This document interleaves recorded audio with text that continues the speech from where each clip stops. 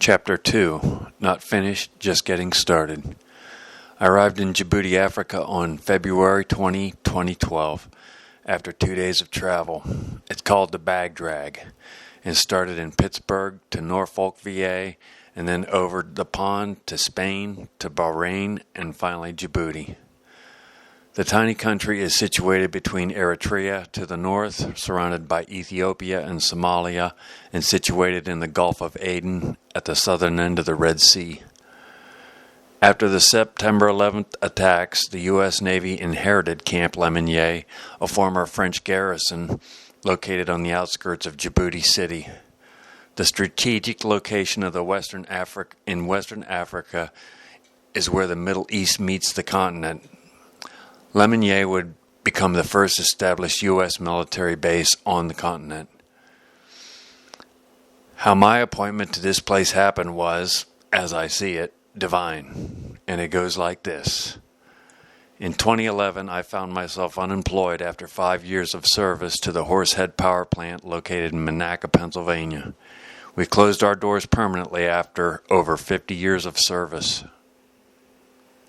My Air Force Reserve unit offered me one of 3 possible assignments, strictly voluntary at my request. 2 assignments were in Afghanistan and 1 in the Horn of Africa. My brother Mike, who had just retired from the Air Force, insisted on Africa. He had served in both Iraq and Afghanistan in the years following 9/11, and just said, "Take Africa." Message received. The story about the book report would have finished with that D+ back in '78, but the beginnings of this journey would be centered almost 2 decades earlier in 1992. My wife Gingy put away her Pentax K1000 in a drawer in the dining room after her photography class at Kent State was over. I opened the drawer one day and took it out. Never had I thought about taking pictures, but after I shot some black and white film that winter and kept shooting and shooting and shooting. That January, I had become a Christian, and God began filling in the vacuum of my life with photography, running, and learning how to live again, maybe for the first time in my life, really. The fascination with photography had its beginnings with the movie Apocalypse Now. Yep, the Coppola movie. Although Martin Sheen, who was an Army Special Forces officer assigned to kill a renegade colonel, was the focus of the movie, with his mission going up a river in Vietnam, Cambodia, it was actually Dennis Hopper's role in the film that caught my attention. "Hi, I'm an American," the unnamed photojournalist played by Hopper yells when meeting Captain Willard and his crew of sailors.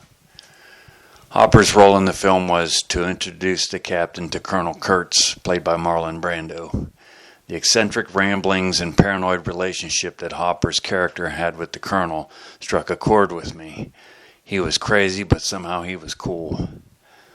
I was also fascinated with the captain and his mission, and one of the first realistic depictions of the Vietnam War, although it is a completely fictional story. Half of my generation would be born to baby boomers, and the other half to World War II generation.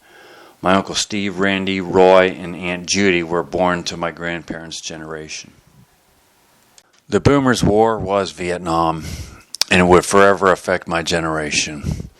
After joining the Air Force in 1986, I watched the movie Platoon for the first time at a theater at Shepherd Air Force Base during my first technical school. Having seen the Coppola movie a few years prior, this movie gave me a sick feeling in my stomach. Platoon made me understand what a year would have meant for someone drafted into the infantry during the Vietnam War. 1986 also gave us Full Metal Jacket, Hamburger Hill, and a string of movies to follow about the war in Southeast Asia. All I wanted to do was learn about the war, all the facts and the accounts. I met and talked with a lot of Vietnam vets and started reading books about personal experiences of those who served in the war. I also studied historical facts about how the war played out and was executed. Of course, there were a lot of pictures in the books. This war would be the first televised war, covered by many photojournalists who lived in danger along with the troops. Sometime in the mid-90s, I would purchase a book called Requiem. The book was a tribute to the photographers who died in the Vietnam War. My favorite photographer in the book was a British gentleman named Larry Burrows, who covered the war for Life magazine. Larry did a story called Yankee Papa 13 about a Marine helicopter mission. Burrows rode along with Crew Chief Lance Corporal James Farley on a mission to rescue a downed pilot. The images and the drama of the story were so inspiring. Burrows caught all the tragedy and terror that was going on around him. He even helped in the rescue. The images of Farley preparing for the mission contrasted by the images of his frantic actions during the fight and his breakdown after the mission with the loss of a pilot.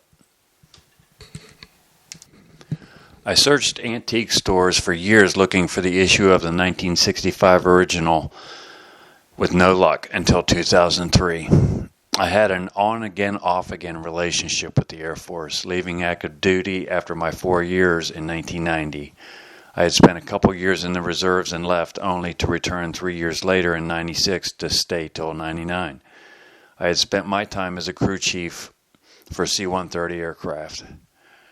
After leaving the reserves for a second time in 99, I buggered around for a couple years, and at the advice of my wife, Gingy, I returned. My first weekend back was just 9 days before the attacks of 2001. God had a plan. In my previous stint as a crew chief, I spent some time in Florida with fellow crew chief Jim Samples on a mission. The entire time I was snapping pics. Jim said, "You should find a way to do that for the Air Force." Well, after being locked into my crew chief job after the terrorist attacks, I just figured it was a matter of time before I got orders to go to war.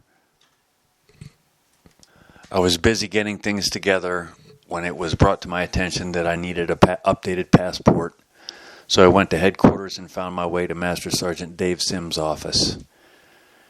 Expecting just to see passport cameras, I discovered that this was where the resident photographer Sergeant Lysam lived, with all of his sweet camera gear. And after being released from my crew chief responsibilities in 2002, I was cleared to cross-train to become an Air Force photographer. God's plans to get me to Africa in the future began this way, by way of a camera. He would also use another passion of mine for use in the Horn of Africa and beyond. It's my love of bicycle riding.